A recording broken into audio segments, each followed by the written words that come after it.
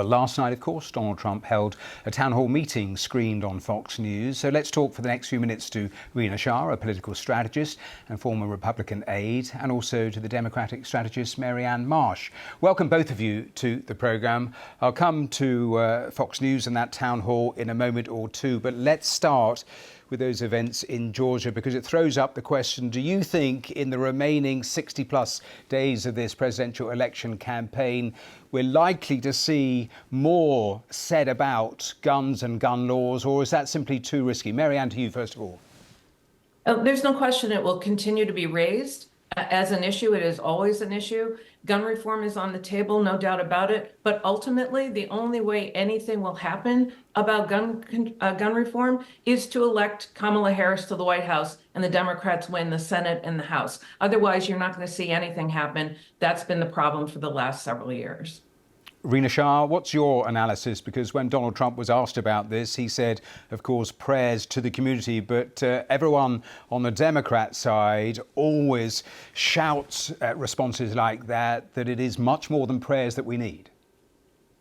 School shootings have become so normal here within these United States that I think the transfer of this thoughts and prayers from any elected official just sort of feels not just inauthentic, but wrong. And I have to say that as a mother, when we send our children to school, we expect them to come back and come back alive. And so what we're seeing right now is two things at play: a lack of political will from our elected leaders, largely, obviously, Republicans, and then to pass sensible gun control, which is what I believe is a big problem there. But on the other hand, the second thing at play here is the discussion about rights. You know, we Americans have a right to go into public places and not be shot to death. So what will be done about this in the next 60 days? I'm not quite sure, but all I know is that it has to remain front of mind because we are back in school here within these United States, and all we feel as American parents are that our leaders are failing us. Let me ask you both something that's happened in the last half hour. We're seeing reports that Donald Trump has pleaded not guilty to those charges in the revised 2020 election subversion indictment that was laid to the court. And that, of course, follows everything we saw at the Supreme Court. Marianne Marsh, how do you think that reviving itself will play over the next 60 days? I think whether it's the shooting yesterday or the plea put in behalf of Donald Trump today, it is a reminder to voters with 61 days to go of all the concerns they have about Donald Trump. The more voters see of Donald Trump, the less they like him. That's especially true of women. You are seeing record voter registration of women, Black voters, and voters 30 and under. And that is an indication, and a positive one, for Democrats.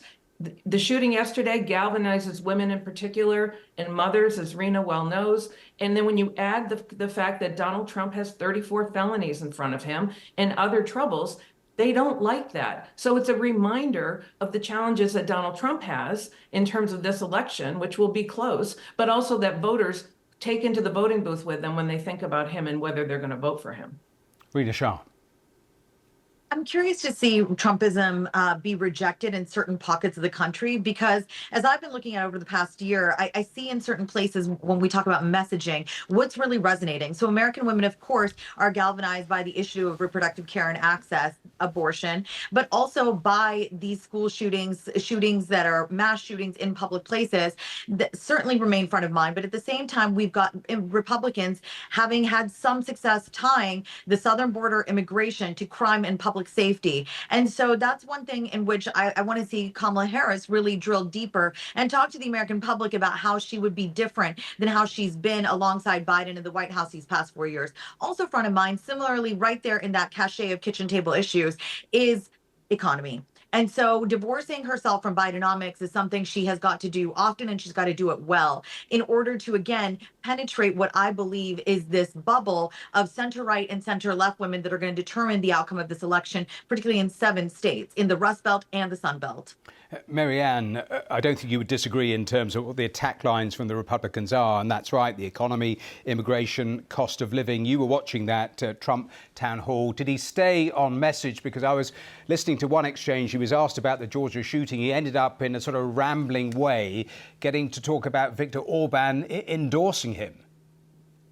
Right.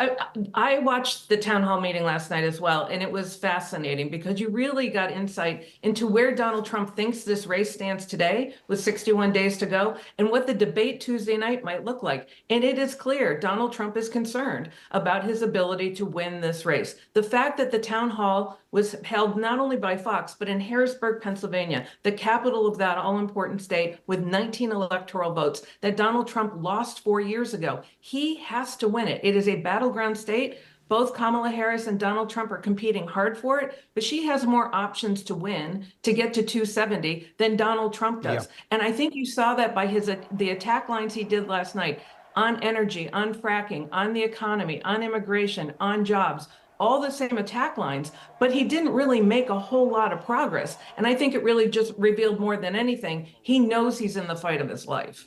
Really quick one to both of you then. What do you anticipate in that head-to-head debate next week? What do you anticipate and how important? Rina Shah, first of all to you. Every time you hear Trump speak in the public sphere, there are two things at play: grievance and fear. And that's the playbook. That's all he's got. So I believe he'll run that playbook next week on the debate stage. Of course, he is going to lean into a lot of the same tropes he's leaned into for the past 8 to 10 years. This is not a different Donald Trump. This is a Donald Trump that just did not expect this race to be as close as it is. He thought he could really have a slam dunk, not just against VP Harris, but really against any Democrat. And when you're looking at the polls and you're seeing them as tight as they are, you know that Trump world has a problem. So again, they'll run the same playbook, but at the end of the day, there's only one thing to do here, and it's to turn out more voters in favor of you. So when you look at two choices and people are frustrated with the choices, they do realize they have to come and click for one. 57% of Americans who are eligible to vote voted in the last election, and that's certainly not enough for either of the two camps to win. Really quick final word, Marianne. He tried to lower expectations last night, raised questions about whether the debate would be fair, unfounded on both points. He was working the refs. The real issue is, can Donald Trump control himself against Kamala Harris, a black woman running for president, even when he hasn't been able to do it, and they will have the mics muted, and that may not be enough for him. Marianne Marsh and Rina Shah, great to talk to both of you. Great to have both of you here on our programme. Perhaps we'll talk again after Tuesday's debate. Thanks so much for your time. Thank you.